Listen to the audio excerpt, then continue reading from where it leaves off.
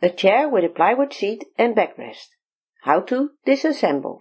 Take clear pictures of your chair, also close up and from all sides. Mark the old fabric with an arrow and U for under. This is the direction of the nap. Turn the chair upside down.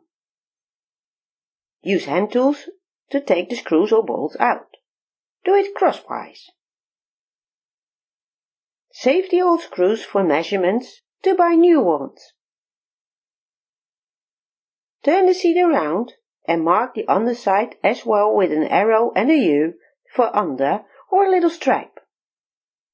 If you have more than one chair to do, mark the frame and seat with number 1, 2, 3, etc. That way you always know which seat belongs to which frame.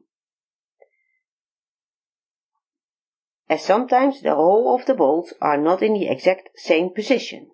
It will save you a lot of fiddling later upon assembling.